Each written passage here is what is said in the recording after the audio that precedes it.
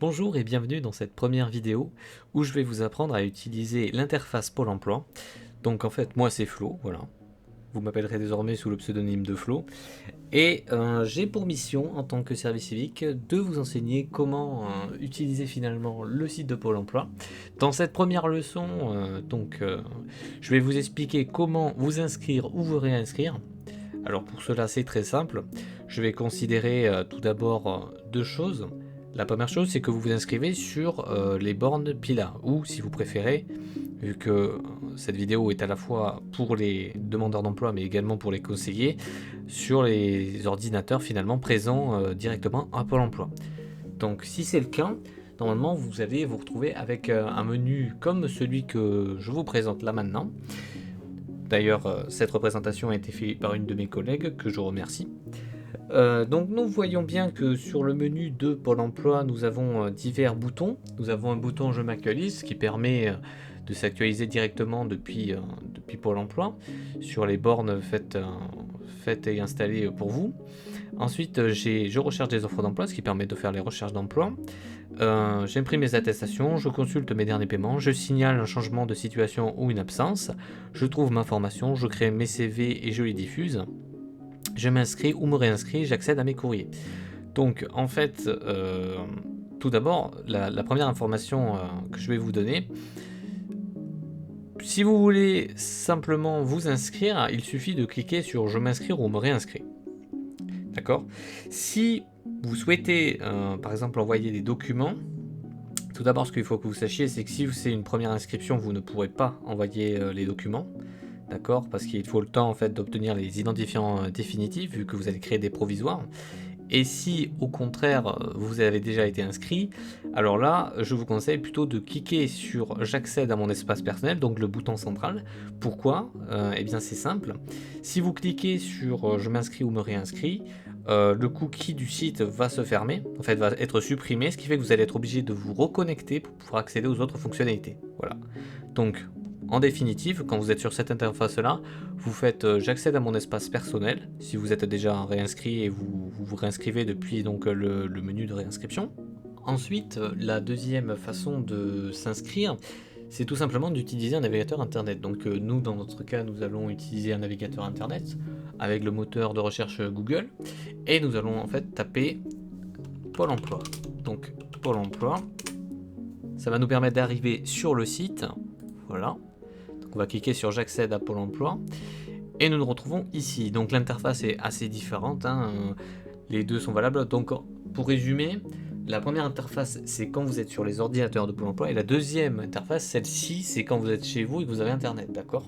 Ou même que vous êtes dans un lieu public où vous avez accès à internet. Donc en fait, pour se réinscrire, c'est ici, vous voyez.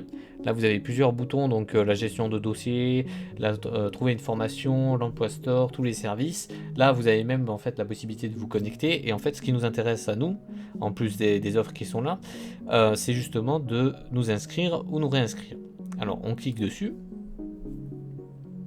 Donc nous arrivons sur cette page, il suffit en fait pour démarrer l'inscription d'avoir ces documents-là, donc de préférence une pièce d'identité, une carte vitale, un email, une attestation employeur pour toutes les activités que vous avez eues, un justificatif de formation, un relevé d'identité bancaire et un CV, d'accord? Donc le CV en fait ça va plutôt être pour la suite. Là ce qui va nous intéresser c'est vraiment ces documents là. Et quand vous venez en fait par exemple dans notre pays, il faut le titre de séjour ou du moins un document qui valide votre identité dans le pays et même en France. Donc voilà. Donc oui, et la carte vitale c'est vraiment important que vous l'ayez, sinon vous ne pourrez pas passer en fait le formulaire. Donc en fait pour pouvoir lancer l'inscription, c'est tout en haut, c'est démarrer mon inscription. On clique dessus, ça nous fait descendre juste en bas, comme ça vous pouvez pas vous tromper. Et là vous avez possibilité en fait, vous avez des questions auxquelles vous devez répondre. Donc la première question c'est confirmez-vous être disponible pour rechercher un emploi. Donc ça veut dire que si par exemple vous êtes salarié à temps plein, en préavis payé, en formation, en arrêt maladie, en congé maternité ou paternité ou en contrat aidé, donc toutes les, on va dire, toutes les actions finalement qui vont à l'encontre de rechercher un emploi, vu que vous ne pouvez pas rechercher un emploi quand vous êtes en temps plein ou quand vous êtes même en congé ou en arrêt maladie, et ben vous allez être obligé de mettre non. Et si vous mettez non, vous voyez, vous allez avoir ce message comme quoi vous pouvez pas vous inscrire. Donc en fait, ce qu'on va faire, c'est qu'on va mettre oui, d'accord, ça va débloquer un autre menu, et en fait, toutes ces parties-là, les 3 premières questions, ça va être des questions pour savoir si vous pouvez ou pas vous inscrire sur le site de Pôle emploi. Donc là, par exemple, pour les contrats de sécurisation professionnelle ou un parcours d'accompagnement personnalisé, vous ne pourrez pas vous inscrire, étant donné que normalement, c'est l'entreprise qui, justement, vous trouve un nouveau poste et une nouvelle formation, d'accord? Vous ne dépendez pas de Pôle emploi. Donc là, vous mettez non. Et ensuite, là, il vous est demandé, en fait, si vous êtes bénéficiaire d'un chômage, on va dire, versé dans un autre pays de l'Union européenne. Pour vulgariser la chose, en fait, ce qui vous est demandé, c'est savoir si vous dépendez d'un autre organisme européen vis-à-vis de votre recherche d'emploi, mais aussi du chômage que vous touchez. Donc si vous mettez oui, là par exemple, ils vont vous dire que vous ne pouvez pas vous inscrire parce que vous dépendez déjà d'un autre organisme, ou même vous touchez déjà quelque chose ailleurs. Donc dans ces cas-là, vous mettez non, d'accord ? Là, en fait, cette question qui apparaît juste après, c'est savoir si vous avez été déjà inscrit comme demandeur d'emploi. Donc, dans notre cas, on va dire non. Si vous avez déjà été inscrit comme demandeur d'emploi, en fait, c'est ce formulaire-là, c'est comme une connexion, en fait, ça va vous permettre de récupérer votre dossier et de vous réidentifier, d'accord ? Donc c'est pas notre cas, on part à 0 pour nous. Ensuite, avez-vous un espace personnel sur Pôle emploi ? Donc ça, c'est une question un petit peu à part. Il peut arriver parfois que vous ayez déjà commencé une inscription. Si elle respecte une durée qui doit être de à peu près 5 jours, d'accord, vous avez créé des identifiants provisoires pour 5 jours. Ça veut dire que vous pouvez reprendre ces identifiants-là, en fait, ici, et vous reconnecter, d'accord ? Vous voyez bien ici, vous avez un formulaire pour pouvoir vous reconnecter avec, et vous retrouver exactement à l'endroit où vous avez arrêté finalement votre inscription, d'accord ? Généralement, c'est quand on veut programmer un rendez-vous, d'accord, et que les plages horaires ne vous conviennent pas. Dans ce cas-là, vous pouvez revenir plus tard, et vous avez d'autres plages horaires. Donc là, on va cliquer sur poursuivre. Et bien voilà, nous arrivons donc sur cette première étape d'inscription. Donc comme vous pouvez le voir, tout d'abord, avant de regarder le formulaire, nous avons un menu qui se divise en 4 catégories, donc 4 grosses parties. La première, c'est mes données personnelles. La deuxième, c'est ma demande d'allocation. Ma troisième, c'est ma recherche d'emploi. Et finalement, la quatrième, c'est la validation. Donc voilà, maintenant que nous avons repéré les grandes étapes, nous savons à peu près où nous allons commencer par remplir en fait les informations personnelles. Donc on commence par nous demander bien sûr le sexe, donc moi j'ai déjà mis monsieur. Ensuite on va me demander mon prénom, donc dans notre cas, vu que c'est un personnage fictif, nous allons l'appeler Paul. On va me demander son nom, donc il s'agit de emploi, nom très recherché, notez bien. Après, on va me demander la date de naissance, donc on va préciser le 08 05 1900. Alors là, par exemple, des fois, je perds la saisie, mais c'est pas grave. Il suffit de recliquer pour la reprendre. On va mettre 1961, voilà. On va me demander le pays de naissance, il s'agit de la France. Le département de naissance, donc je vais mettre par exemple Aube, voilà. La nationalité, donc avant de vous montrer la nationalité française, je vais vous montrer tout ce qui est nationalité étrangère et les spécificités au niveau du formulaire. Donc si vous mettez algérienne par exemple, on va vous demander un code AGDREF. En fait, pour faire simple, c'est le code en fait du titre de séjour ou même du récépissé, voire carrément des titres d'identité républicains, tous les documents en fait qui prouvent votre identité. Donc par exemple sur les titres de séjour qui datent de 2002 à 2011, on le trouve en haut du document juste ici. Ensuite pour les titres de séjour qui ont été édités après 2011, on le trouve en fait sur le côté à ce niveau-là. Et finalement sur le récépissé, il est situé juste là. Voilà. Donc je ne vais pas m'attarder plus là-dessus. Sachez que cette aide, vous y avez accès. Il suffit de cliquer en fait sur le petit point d'interrogation juste là. Voilà. Donc dans notre cas, nous sommes français, donc on ne va pas me demander tout ça. On va me demander le code postal, donc je vais indiquer 34 450, donc 34 450. On va me demander de sélectionner une commune, je mets Vias. Donc comme j'avais déjà un peu rempli le formulaire, il me propose directement l'adresse que j'avais mis. Donc ce champ-là, c'est l'adresse. Donc je remets rue du Canal. Après, donc, vous pouvez mettre des informations complémentaires, par exemple le numéro d'appartement, le numéro de boîte aux lettres, etc. Les entrées, les tours, les immeubles pour le deuxième champ facultatif. Et finalement, tout ce qui est, on va dire, informations complémentaires dans le troisième. on va me demander après ma situation personnelle.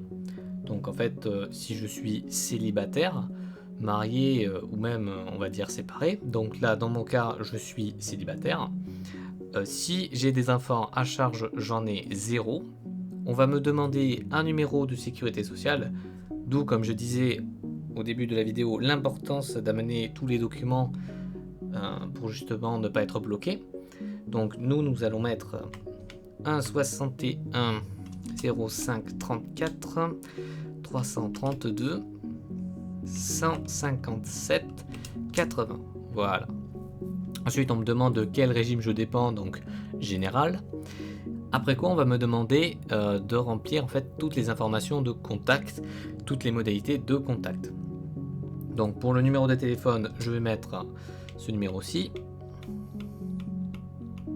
Voilà. Ensuite, pour le mail qui est obligatoire, je vous conseille de créer un mail si ce n'est pas fait. En effet, c'est, on va dire, la base pour pouvoir programmer les rendez-vous. Donc, si vous souhaitez annuler ou même ne serait-ce que contacter votre conseiller pour des informations complémentaires, il va falloir forcément créer un mail. Alors, sur le site de Pôle emploi, on va toujours vous proposer de faire une adresse sur laposte.net. Si je peux vous donner un conseil, c'est de le faire peut-être sur Outlook ou Hotmail. C'est bien plus simple au niveau de la création du mail. Mais après, c'est les goûts, les couleurs. Vous êtes tout à fait en droit de faire n'importe quelle adresse mail à partir du moment où elle respecte quand même un minimum on va dire, de cohérence et elle arrive à véhiculer une image professionnelle de vous. Voilà. Donc dans notre cas, nous allons l'appeler Pôle emploi @laposte.net. Voilà. On va récupérer cette adresse. Normalement, si vous êtes sur les postes Pila, vous pouvez sélectionner et le laisser glisser. Dans mon cas, je sais très bien que comme je ne suis pas sur un poste Pila, il ne va pas me permettre de faire ça. Mais c'est pas grave, je peux faire CTRL-C, CTRL-V normalement. Ah non, bah, c'est pas grave, on découvre des choses. Donc, Pôle emploi, laposte.net. Voilà. Finalement, nous arrivons sur la dernière étape du formulaire. Il s'agit de mes échanges avec Pôle emploi. Donc, on va me demander si je préfère tout recevoir par mail. Si c'est le cas, je mets oui, j'accepte, ou si je préfère tout recevoir par voie postale. Donc, dans mon cas, j'ai mis que je préférais tout recevoir par voie postale. J'ai mis non, je n'accepte pas. Après quoi, il suffit de cliquer sur valider et continuer. On arrive sur une étape importante. En fait, il s'agit de la création d'un identifiant provisoire. Donc, j'ai une astuce qui peut vous dépanner, d'accord ? Si vous ne l'avez jamais fait ou même si vous voulez pas trop vous prendre la tête, trouvez ça suffisamment dur. Il suffit en fait de prendre la première lettre de votre prénom. Donc par exemple, nous on s'appelle Paul, donc on va mettre P, donc en minuscule de préférence, et d'indiquer en fait ensuite la date de naissance. Voilà. Et vous voyez là en fait j'ai passé finalement toutes les obligations pour pouvoir créer l'identifiant. Donc pour le mot de passe, toujours sur la même logique. Parce que là, on va vous demander une lettre minimum, un chiffre minimum. Vous pouvez faire pareil, sauf que si vous faites pareil, si on marque P08 05, voilà, qu'on fait la même chose, normalement, il devrait créer une erreur. Alors, il l'a pas fait, mais normalement, il vous bloque, hein, parce que il veut que le mot de passe soit différent de l'identifiant. Donc là, ce qu'on va faire, c'est qu'on va l'appeler E majuscule. P, donc E majuscule c'est la référence à la première lettre du nom, donc emploi, et ensuite pour le prénom Paul, je prends P minuscule, et là je remets justement la date de naissance. Donc comme ça nous permet de passer le formulaire. Donc nous allons mettre EP 0805 1961. N'essayez pas de vous connecter avec ce compte-là, il n'existera pas. Je vous le dis, je n'irai pas jusqu'à la validation de ce compte. Donc là, on va me demander la question secrète. Donc, toujours dans un souci de cohérence, on va indiquer par exemple le lieu de naissance. Donc là, nous arrivons sur la dernière étape on va dire de la grosse étape 1. Il s'agit de sélectionner le motif d'inscription. Donc là, vous avez plusieurs motifs. Faites attention, il y a un petit ascenseur là, donc c'est un petit menu déroulant, d'accord ? Vous pouvez descendre comme ça et il y a d'autres motifs en bas. Hein. Donc là, nous, par exemple, on va mettre recherche dans notre emploi. Voilà. On va mettre type de contrat CDI, temporaire, saisonnier, temps plein et temps partiel. Vous pouvez trier pour choisir le type de contrat que vous voulez. Si vous voulez que du CDI, vous pouvez. Vous pouvez enlever saisonnier et temporaire. Et si par contre vous voulez du temps partiel, que du temps partiel, vous pouvez enlever temps plein, d'accord? Moi, c'est pour le bien de cette vidéo, je fais un peu le tour de tout. Voilà. Donc ensuite, une fois que vous avez validé ça, vous arrivez finalement sur cette partie-là, qui est la partie en fait où vous allez indiquer les activités que vous avez eues, d'accord? Donc là, par exemple, la première question qui vous est posée, c'est de savoir finalement si vous êtes sans aucune activité et depuis quand vous êtes sans aucune activité, d'accord? Parfois, je vois des personnes qui confondent en fait chômage total, qui ont la notion de chômage, donc de savoir s'ils touchent quelque chose ou pas, avec justement la notion d'être sans aucune activité. En fait, c'est sans aucune activité. Chômage total, vous pouvez le mettre de côté, si vous voulez, c'est un synonyme, mais focalisez-vous là-dessus, c'est être sans aucune activité, d'accord? Donc par exemple, on va dire que là, vous pouvez rajouter des expériences, bien sûr. D'accord. Donc là, par exemple, des activités salariées, un employeur, un emploi, une date de début, une date de fin, et sélectionner un pays où vous avez réalisé donc votre contrat. Dans toutes ces activités, à chaque fois, on vous demandera d'avoir une attestation employeur. Donc, si vous n'avez pas l'attestation employeur, il faut absolument aller la chercher. D'accord. Il faut absolument l'avoir. Donc, vous vous tournez vers votre entreprise et vous la récupérez, d'accord? Sinon, vous allez avoir des soucis pour justement faire remplir cette étape-là. Donc là, nous, on va dire qu'il est sans activité. Ensuite, il va vous être demandé si effectivement vous avez fait, si vous avez été dans les événements suivants, donc formation, arrêt maladie, accident du travail, etc. Donc si vous êtes dans ces situations-là, c'est la même chose, vous faites oui, vous ajoutez un événement, d'accord? Ça vous ouvre un menu comme ça, vous choisissez l'événement, d'accord? Vous mettez la date de début, la date de fin et vous validez. Et là, pareil, normalement, ils vont vous demander des papiers pour justifier justement que vous avez bien eu tout ça, d'accord? Donc nous, c'est pas notre cas. Voilà. Donc là, on va mettre être au chômage, oui. Au chômage total, oui. Et on va indiquer du coup la date de début de ce chômage total. Et on va mettre du coup, parce que la date maximale, c'était normalement il y a 4 ans. Mais là, on va mettre en fait, par exemple, qu'on est au chômage total depuis le 1er septembre 2017, d'accord? Voilà. Une dernière chose vis-à-vis de cette case-là. En fait, quand vous finissez une activité, la date qu'il faut indiquer, ce n'est pas la date où vous avez fini l'activité, d'accord? Si vous finissez le 22 septembre 2015, la date que vous devez indiquer, que ce soit par exemple pour une formation ou une activité professionnelle, c'est toujours le lendemain, d'accord? Donc ça va être le 23.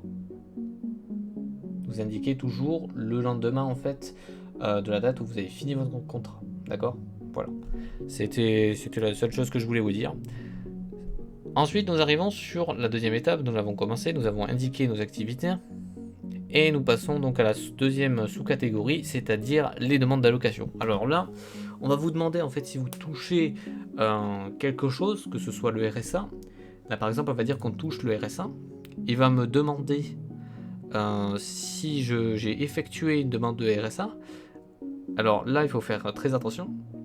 Il vous demande si la demande de RSA est en cours, d'accord? C'est-à-dire que si vous touchez déjà le RSA, donc là par exemple, on va mettre qu'on le touche depuis le 8, on ne doit pas mettre oui ici, on doit mettre non. Sinon, il va bugger, il va vous le dire, hein, il y a une erreur. Il va vous dire que vous ne pouvez pas avoir une demande en cours et toucher le RSA. Voilà, je vous le dis, ne faites pas l'erreur. Vous mettez non sur vous avez effectué une demande pour bénéficier du RSA si vous le touchez. Si vous êtes en train d'attendre et que vous ne touchez pas encore, dans ce cas-là, vous mettez oui. Donc, ensuite, il va vous demander si vous touchez des rentes et des pensions. Donc, c'est tout ce qui est pension d'invalidité, pension militaire, pension vieillesse, etc. Donc, après, vous avez juste à répondre, c'est exactement, enfin exactement non, mais c'est à peu près la même chose que pour le RSA. Donc, je ne vais pas m'attarder plus dessus. Pareil pour le handicap. Donc si vous dépendez, ils vont vous demander normalement aussi de quel marché vous dépendez au niveau du travail, si vous êtes dans une situation de handicap ou d'invalidité. Alors, les prestations parentales, non. Les avantages vieillesse, non plus. Si vous êtes domicilié fiscalement à l'étranger au titre de la dernière année fiscale, vous devez mettre oui, d'accord. Et là, ils vont vous demander la date de transfert de résidence en France. Voilà. Et finalement, ils vont vous demander si vous êtes dans ces catégories-là, donc artistes non salariés, docker, etc. Et de nouveau cette question, à savoir si au cours des 4 dernières années, vous avez touché le chômage dans un autre pays de l'Union Européenne.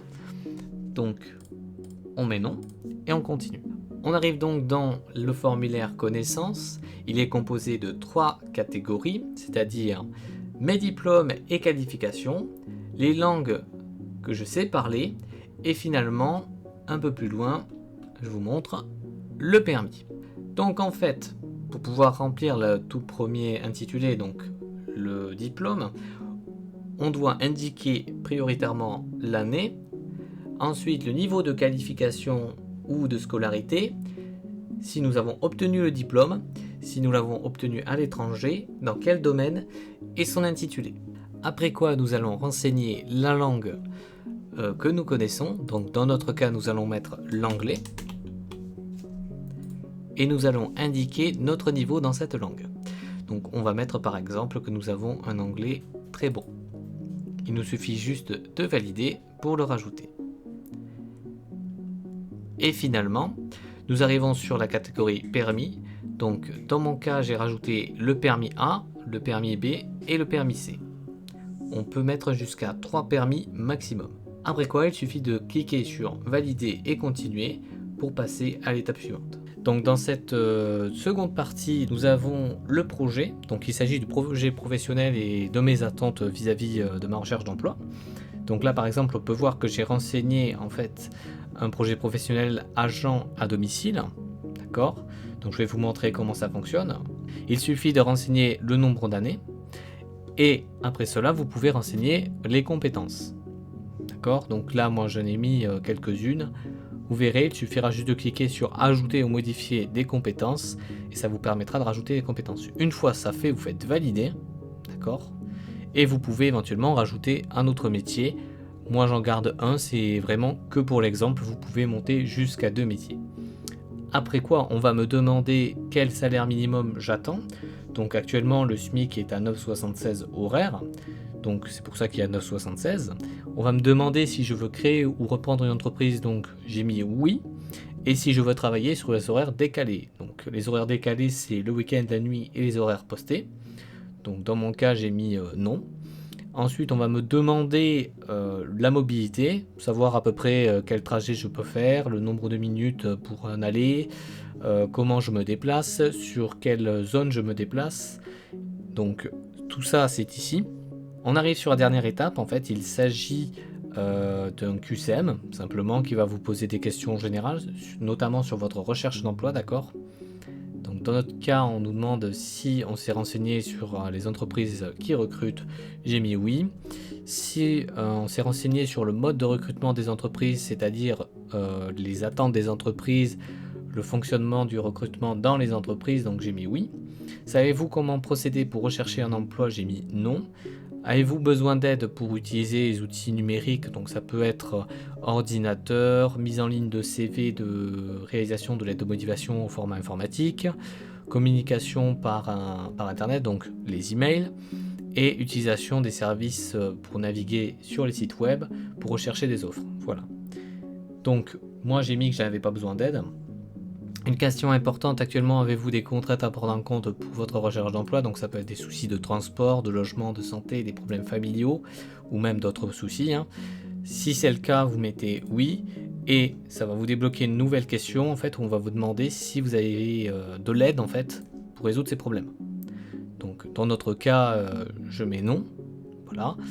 Et si vous avez des soucis, n'hésitez pas à mettre oui et à indiquer si vous êtes aidé ou pas. Donc ensuite on me demande si j'ai commencé à faire des candidatures, donc j'ai mis non. Avez-vous un CV à jour? J'ai mis non. Si vous mettez par exemple que vous avez commencé à faire des candidatures, on va vous demander quel type de candidature c'est-à-dire si c'est répondre à des offres d'emploi ou des candidatures spontanées, voire passer des concours. Donc vous pouvez cocher à ce niveau-là. Et si vous avez un CV à jour, on va vous demander s'il est sur le site de Pôle emploi.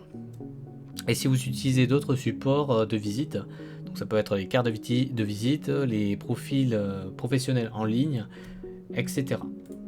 On va vous demander du coup si vous vous sentez à l'aise lors des entretiens, notamment pour parler de vos points forts, de vos qualités, et ensuite si vous vous renseignez sur les entreprises où vous postulez. D'accord? Une fois ça fait, donc moi j'ai mis non, on fait valider et continuer, et enfin nous arrivons sur la dernière étape. Donc là en fait c'est toutes les informations que nous avons indiquées à Pôle emploi, donc je vous conseille de tout lire, et surtout de lire le règlement juste un peu plus bas, voilà. Après quoi, vous pouvez cliquer sur j'ai lu l'ensemble de mes droits et devoirs et déclare attester sur l'honneur, l'exactitude et la sincérité des renseignements fournis. Vous faites valider et continuer. Nous arrivons donc sur la dernière étape. Il s'agit de la prise du premier rendez-vous. Donc, si c'est une réinscription, vous n'aurez pas accès à cette étape. Voilà. Vous aurez directement juste la phase de validation. Là, dans notre cas, nous avons plusieurs choix. Pour le premier rendez-vous, soit mercredi, soit jeudi, soit vendredi. Donc je vous conseille toujours de lire les heures, d'accord. Ce qui nous intéresse, c'est bien sûr le lieu du rendez-vous, donc vous le voyez, il est juste là. Il s'agit de Pôle emploi Agde, donc vous allez dépendre de ce Pôle emploi pour le reste de vos dossiers, sauf si vous déménagez bien sûr. Voilà, une fois ceci fait, il suffit de cliquer sur valider. Et votre dossier sera pris en compte par Pôle emploi. J'espère que cette première vidéo vous aura bien renseigné. Je vous dis à une prochaine fois pour d'autres vidéos. J'en profite pour remercier mon Pôle emploi, d'accord, qui m'a permis de réaliser ces vidéos pour mon projet de service civique, ainsi que toutes mes collègues en fait qui m'ont bien aidé en tant que service civique, qui m'ont appris des choses, qui m'ont aidé pour réaliser en fait les différentes vues que vous avez pu avoir. Je vous souhaite une bonne journée et je vous dis au revoir.